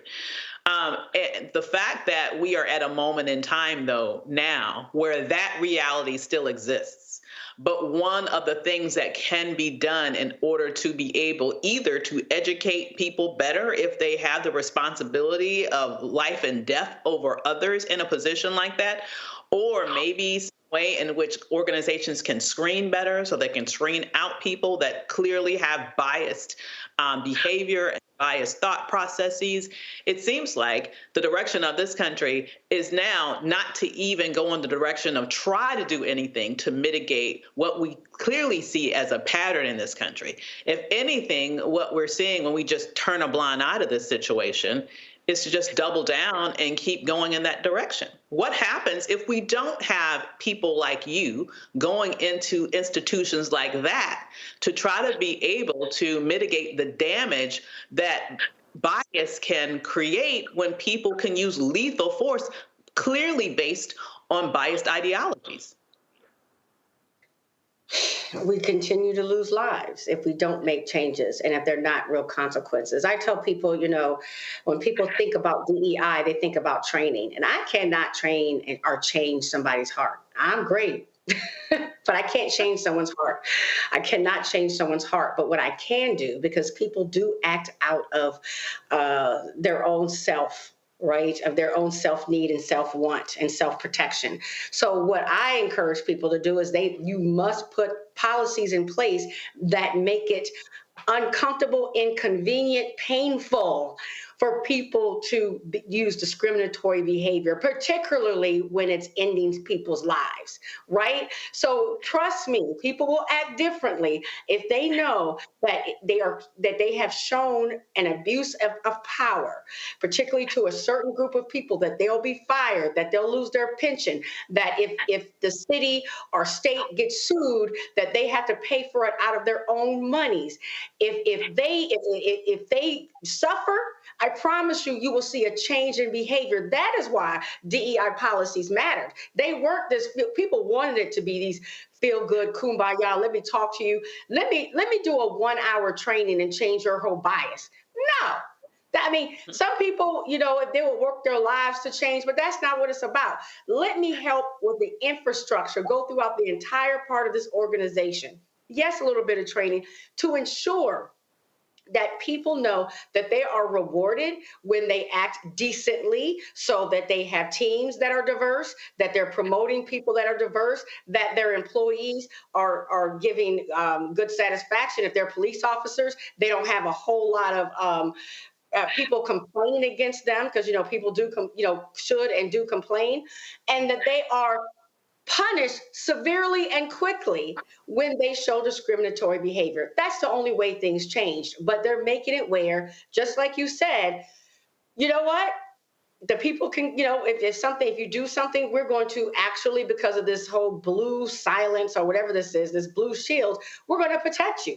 We're going to make it where those men are probably going to work every single day. Or when they are put off, we always know that they still get paid. That's what annoys me. They're still getting their check.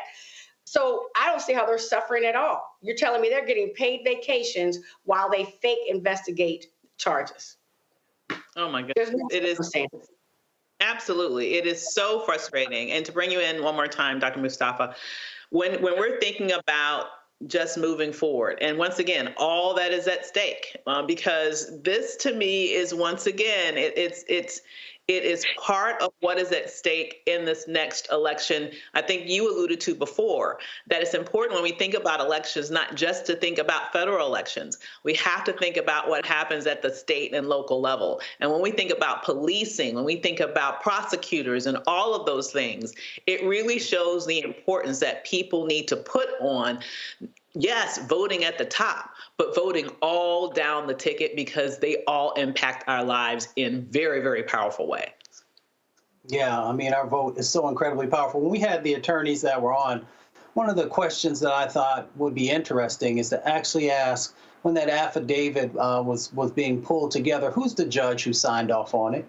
What was the information that was shared with that judge to make whether he or she make the decision to say, okay, go ahead? And that's tied to our vote, because in many instances, we determine whom the judges are, or who the mayor is, or who are the individuals who are going to place people in those various positions. So we got to realize that we have so much power. I know folks are busy. You're trying to put food on the table, keep the lights on. But we are literally talking about life and death in many of these decisions that go on in relationship to our community. So all the way from the state attorney general, all the way down to district attorneys, you know, we have the power to make sure that there are individuals who at least have some cultural competencies to understand the dynamics that are going on in our communities. And not to just to understand those cultural competencies, but how are you going to utilize those in the reformulation of policy? And how do we also make sure that those folks who are in the state houses, on the county commissions, and in local governments understand that we are going to hold you accountable? Doesn't matter if you're a Democrat, Republican, or an independent, that we have a set of expectations. And we plan for those to be met, or we'll find somebody else to do the job. You know, I think that is an important thing that we all keep in mind. We actually have the power to make sure that we have people in office at the various levels who will fight for justice. And if not, we can kick them out, as long as we have a democracy. As long as we have a democracy. That right there is the critical piece. With that said, we're going to take a quick break here, but we'll be right back with Roland Martin Unfiltered on the Black Star Network. See you in a second. When you talk about blackness and what happens in black culture, we're about covering these things that matter to us, speaking to our issues and concerns. This is a genuine people-powered movement. There's a lot of stuff that we're not getting. You get it, and you spread the word. We wish to plead our own cause. Too long have others spoken for us. We cannot tell our own story if we can't pay for it. This is about covering us. Invest in black-owned media. Your dollars matter. We don't have to keep asking them to cover our stuff. So please support us in what we do, folks. We want to hit 2,000 people, $50 this month, raise $100,000. We're behind $100,000, so we want to hit that. Y'all money makes this possible. Checks and money orders go to P.O. Box 57196, Washington, D.C. 20037-0196. The Cash App is $RM Unfiltered. PayPal is R Martin Unfiltered. Venmo is RM Unfiltered. Zelle is Roland@RolandSMartin.com. Hi, I'm Jo Marie Payton, voice of Sugar Mama on Disney's Louder and Prouder Disney Plus, and I'm with Roland Martin on Unfiltered.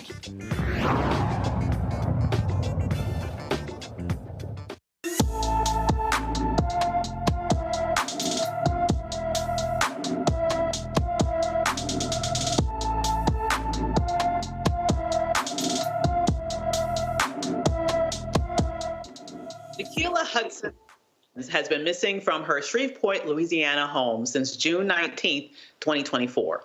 The 16-year-old is 5 feet 4 inches tall, weighs 260 pounds with black hair and brown eyes. Anyone with information about Tequila Hudson Evans should call the Shreveport, Louisiana Police Department at 318-673-7300.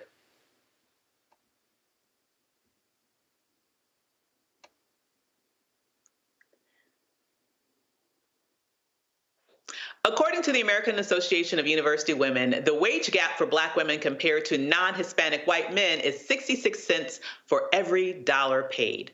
The National Women's Law Center said that this wage gap will cost a Black woman working full-time nearly $900,000 over a lifetime. This gap continues to widen year after year, impacting how Black women financially support themselves, their families, and their future goals. With more than 80% of Black mothers as the sole breadwinner, co-breadwinners, or primary breadwinner for their households, and an equitable salary means the financial well-being of a whole household is at stake. Today is Black Women's Equal Pay Day, and Gloria L. Blackwell, CEO of the American Association of University Women, joins us from Washington, D.C. to discuss what is being done to ensure Black women get their fair pay. Hello there, Gloria. Wonderful to see you. It's great to see you as well. Thank you so much for having me here. Of course. I had to have you on because you guys do such great work at AAUW around the wage gap, and particularly with showing some great insight on Black women around this particular key issue. Now, as I just mentioned, we're still behind. We have to work all the way up until, July 9th of 2024 to make what the typical white male made at the end of 2023. Are you getting tired of these statistics? I know I sure am. What the heck? I certainly agree. You know, when we talk about equal pay days, it's not so much just about, people have to work until a certain day to earn the same amount, right, that a white non-Hispanic male made as of December 31st of the previous year. When we talk about it, we really need to talk about it more comprehensively, because it's not just about that day. It's about how the impact of getting to that day transitions into an impact, as you mentioned, on the career, on the retirement, right, on the ongoing ability for Black women to support their families, to contribute to the economy. And, if we're talking about the pay gap now and the level that it is, research tells us it's going to take over a century for that pay gap to close for Black women. And I don't think that anyone would agree that we need to wait another 100 years or more to earn a salary that is justified based on our educational accomplishments and based on what we have done throughout our career advancement. So I think that, Black Women's Equal Pay Day is just another one of those days that we have to elevate to bring attention to the fact that there is that racial and gendered discrimination that is continuing to be perpetuated throughout our workplaces. Absolutely. And when you really think about it, what particularly infuriates me about these statistics is the fact that even though we only make about 2/3 of what our white male counterpart makes, we actually have the highest labor force participation of all women in America. And that's been the case ever since they've been calculating that statistic. So we work harder, but we continue to be paid less. When you think about that, what do you think we need to be telling Black women in order to be able to finally break through and to advocate better for ourselves so that we can get a little bit closer to be paid fairly? What do we need to be fighting for? Right. So I think in part, it really is about demanding equity and demanding that the wage gap be taken care of, right? So for example, Black women vote at high rates. And so if we're getting people in office who are going to make sure that legislation moves forward to close the gender pay gap, we really have to hold them accountable. One of the things that AEW, we asked CNN last week to ask the candidates about, what are they going to do about closing the gender pay gap? Because we know that, 2/3 of Black women voted in 2020. We have the power to make a change and make a difference. So it really is about, attacking it from that policy level, holding individuals accountable, and holding our employers accountable as well, educating themselves about the laws that currently are in existence, but are they being implemented fairly within their organizations, within their companies, within the businesses where Black women are currently in the workplace. And it really is important that they educate themselves about what those laws, what those rules are, because so many employers are not being held accountable. They're not following the guidelines because the laws that are in place are not being enforced in the way that they should be. And I think advocating for the Paycheck Fairness Act, making sure that we update the Equal Pay Act of 1963, making sure that we don't just get the laws on the books, that we hold our employers accountable. And Black women really need to educate themselves. They can go to our website and see so many ways that they can advocate, that they can send those messages to Capitol Hill, to the lawmakers, and to really make sure that they're doing all that they can to have people understand that laws exist. They need to be implemented so that the racial and gender discrimination that impacts Black women so disproportionately is taken care of and is also just rendered to zero once and for all. Absolutely. If it's okay, I think I'm going to bring the panel in because I believe they might want to ask you a question or two around what we can do on this Black Women's Equal Pay Day to make sure that finally Black women and families receive greater access to economic justice.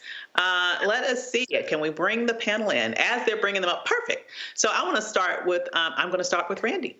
We're going to let ladies first, okay, since this is Black Women's Equal Pay Day. What question would you like? Being in the field of DEI, I feel like I'm sick of talking about this subject as well because it's so, it should have just changed a long time ago. How do you feel about, people always are pushing equal rights for women and equal pay for women, and we don't make as much as white women. And since we are supposed to be, this united front, I'm always hearing about women's rights. How do you feel about organizations that don't spell out and make clear that within, our group of women, Black women do not make as much as white women, and so it's a whole separate issue? Yeah, I think that's a really great point because, we are a member of, so many coalitions of gender-based organizations and those that are fighting for women's rights and equal rights. And we actually take the opportunity to bring everyone comes together to talk about these equal pay days because it really is important that we elevate the fact that while so many of these organizations, do have a focus on women overall, we really have to make sure that we're lifting up women of color.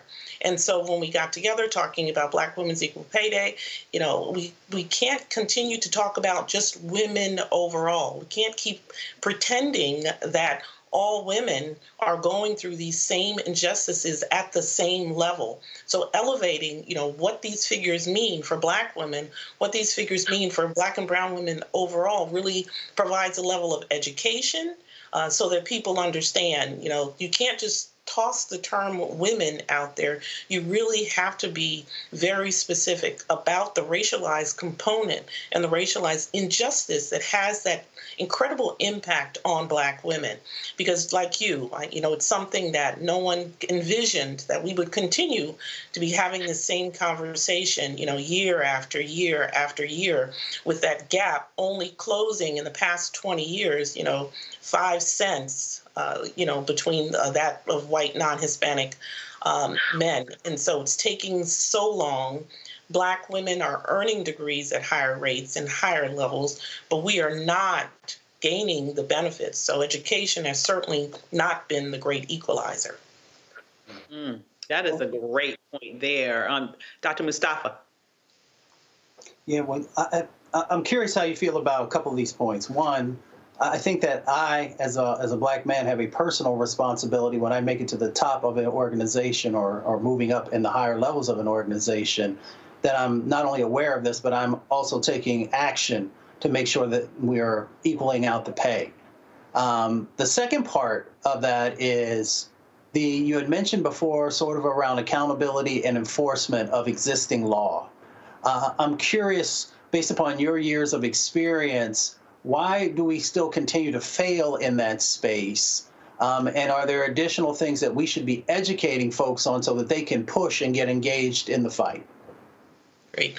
Well, I think part of the issue around the fact that so many states have enacted pay transparency laws and are trying to, ensure that we're not asking for, there are salary history bans that have been put into place. So many of the incredible issues that have been put in place that we have been fighting for, right, to ensure that we are going to, really chop down some of these factors that add incredibly to the pay gap and its ongoing, the way in which it's continuing.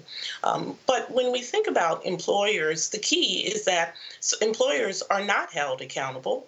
We know that, for example, when people are coming to them and saying, this is the law that you should be doing, or I shouldn't be punished for talking about my compensation or my salary. There's so many things in place that people still get penalized for. And I think the challenge is in educating employees about these compensation laws and these compensation practices and holding the employers accountable. But it really is about, within your particular company or organization, really finding those allies who can be with you so that you're not approaching it alone. Because it's not just about you, it's about ensuring also that everyone is treated fairly. And I think for most workplaces, you see that people are still penalized for sharing their salaries when they shouldn't be. That people aren't being paid fairly, and they're really afraid. And in particular, people of color, when they step up and want to have these conversations and confront their employers, they are penalized in ways that people who are not people of color are not. And so, non-people of color can get away with it, but Black people can't.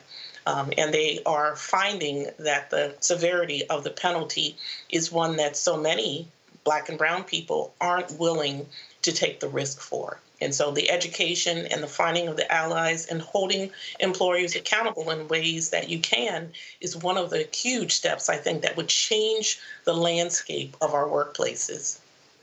Absolutely. And Representative Jackson. Ms. Blackwell, appreciate your work in this space. And as a father of 4 daughters and 3 sons, I always advocate and champion that I want my 4 daughters to get paid at the same rate as my 3 sons, because we all know, as you've already articulated, the pay gap is not based on qualification. It's not based on experience. It is very specific around race and gender. But as a legislator, I'm sort of stuck in this conundrum, because there's a part of the law that prohibits me for asking for that information that I need to strengthen the law in other areas at the state level, so that way we're not still talking about this 60 years from now. And so, what kind of advice can you give me as a lawmaker, as a legislator? What can we do to where we do not create an environment that can put our sisters into harm's way as we trying to reduce this gap that the Equal Pay Act that was signed 60 years ago has yet to achieve? Mm-hmm. Yeah, I appreciate that, because legislation is obviously, and working on the policy front is obviously one of the key ways that we have been working as an organization and with our coalition partners, right? And so across our states, almost all states, including the District of Columbia and Puerto Rico and Guam, everyone has put something in place. And you're right, you get it in place and you can check that box, but what really happens after that? And I think in part, it's the way in which employers are at the current state are not required, to submit their employment data based on race, and since that has not been something that has been taking place recently, and we're trying to get that reinstated, there really isn't the data that we do need, right, moving forward to be able to hold them accountable. Because if you don't have to report it, then who knows what you're doing internally in your company. And so getting back to the place where we have that data on an annual basis, I think would be really helpful. And it would help in the enforcement of ensuring that they are being, in compliance with the laws that are set forth. And also, just having more of an opportunity to make sure that cases are being investigated when it is put forth that individuals are stating their case, that they have been discriminated against on the basis of race, and the other factors that come into play. And when you think about your daughters and the future that you want for them in the workplace, one of the things that we are doing is we teach salary negotiation. We're teaching financial literacy. It really is about educating our people around the tactics that can really support them in the workplace as well, and also educating them around these types of laws so that they don't enter into the workforce not understanding what their rights are. And as a legislator, understanding that this is an issue that really has been addressed for so long, and that we really can't wait another century for the laws to be enforced to impact the overall economic security of Black women.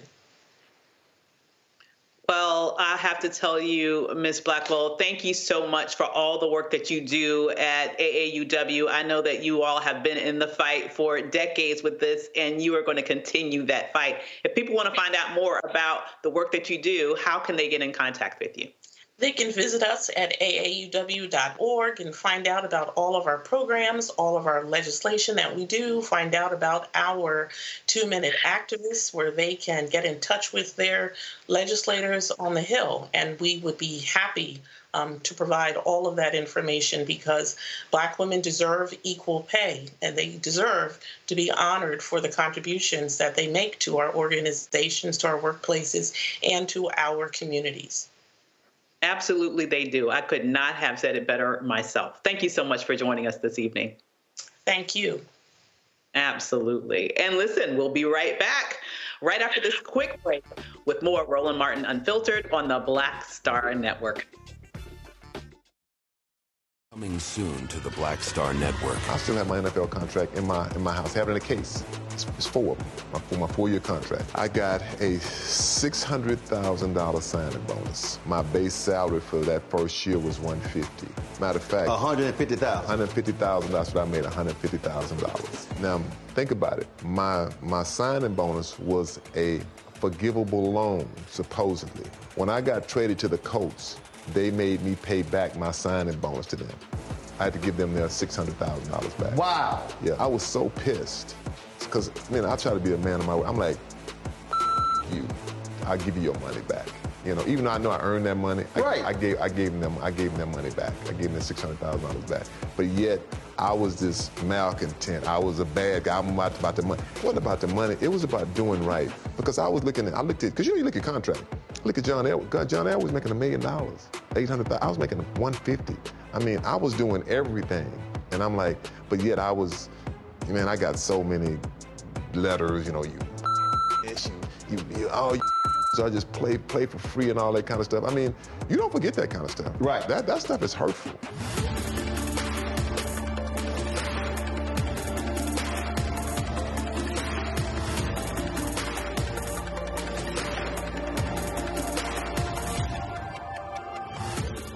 Carl Payne pretending to be Roland Martin. Holla!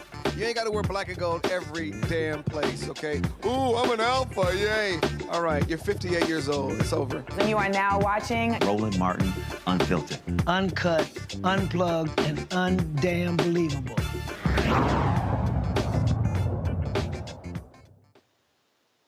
We told you Monday about Roland attending the Netflix premiere of Beverly Hills Cop Axel F in Los Angeles. You saw his interview with Kevin Bacon and Joseph Gordon-Levitt yesterday. Tonight, his discussion with the two have been on this ride with Eddie Murphy since 1984 with Judge Reinhold and John Ashton. So how we doing? Good. How are you? All right, so y'all have been, this is the fourth one for you two. So y'all finish each other's lines now? You're sort of like an old married couple where you know what you're gonna do next? Yeah, well, you know, we trust each other. It feels like something good's gonna happen. It's a comfort zone. You know something good's gonna happen when we work together. How much do you get to play in terms of get to improvise and get to feed off of each other? Well, the first one we improvised a lot. I mean, the first one, Taggart and Rosewood weren't developed that well, and Marty Brest, the director, he was terrific, and he gave Judge and me all the freedom we wanted to create. Y'all got the script. Y'all like, this it? Huh? Oh, yeah, y'all got the script. Said this it? Yeah, we're gonna sit here and do some other stuff. Yeah, that's exactly right. The climbing over the wall stuff was all improvised. But in the script it said, Taggart and Rosewood sit in an unmarked car. And that's all it said. Yeah. And then we shoot it that way a couple of times, and then Marty go, okay, we got that. Now let's screw around and have fun. And the have fun part, that's the one that actually probably ended up in the movie. But the script on this one was pretty tight, so we didn't have as much room to play. Yeah, he wanted to stick to the... When you have a director that's also one of the writers, he really holds on to those words. The first one came out 40 years ago. Does it still shock you how people respond to the movie and your characters? Yeah. I mean, honest to God, it doesn't feel like 40 years ago. It feels like yesterday. But it's kind of fun to walk down the street and I still go, hey, Taggart, hey, Taggart, don't let him put a banana in your tailpipe. You know. See, some folks are bothered by that. Richard Roundtree was complaining about people kept calling him John Shaft. Oh, and his dad said, I read that. And his dad said, son, if people remember you for something, he said, you need to get over that. Well, and it changed his perspective on that. That's right. When it first started, I mean, I got my degree in theater. I've done a lot of stuff and a lot of other movies. But when it first started happening, I was really bothered by it. I went, hey, man, I've done a lot of other things. I'm not just Taggart, you know. But after a while, I embraced it. And I said, you know what? There's not too many actors that can put a stamp on a role they're going to be known for eternity. And you better take it and go with it. And now I enjoy it. Judge? Everything has its price. I've heard that I didn't get roles because I was too identified with the movie, but here we are, a celebrated franchise that the world loves. And so, you know, it's a double-edged sword, but I think to be identified with a new genre, because it was at that time a new genre, that, you know, we're proud of that. So. Talk about your relationship over these years with Eddie Murphy. Right. Well, even though we don't see each other, we've collectively gone through this. Mm-hmm. So every time we see him, we're closer. It's like family reunion? Yeah. Yeah, it's like that. You know? Yeah, especially the first time we'd seen each other in years was when we shot the unmarked car scene, and Eddie got in, and the first thing he said was, he looked at us and he said, well, at least we still resemble our character.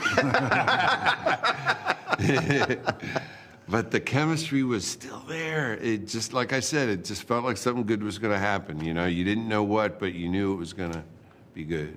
And obviously, we change, we age, and all of those different things along those lines.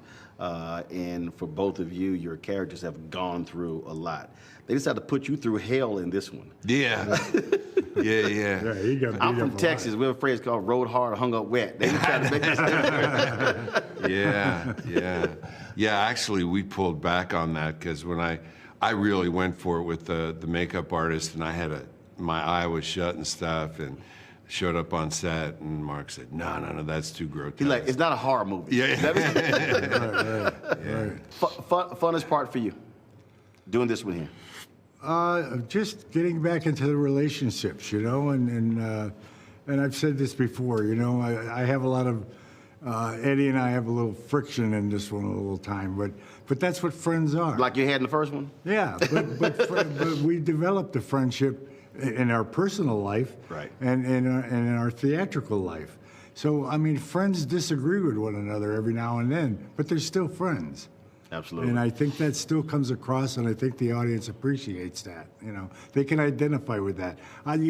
My best friend I can get in an argument with, but I still love him. He's still my friend. Absolutely. We don't talk anymore. I know it seems that we're very cordial, but we haven't talked in years. With him, I try to stay away from him, but with Eddie, it's good. As we say, yeah, right. Gentlemen, we appreciate it. Thanks a lot. Appreciate you. All right. Thank you so much for joining us this evening. Thank you to the incredible panel that gave us wonderful insights. And thank you so much to the Roland Martin family for having me back in this chair. We sure hope that Roland is feeling better soon. Until the next time, we will see you tomorrow on Roland Martin Unfiltered at the Black Star Network. And until then, holla.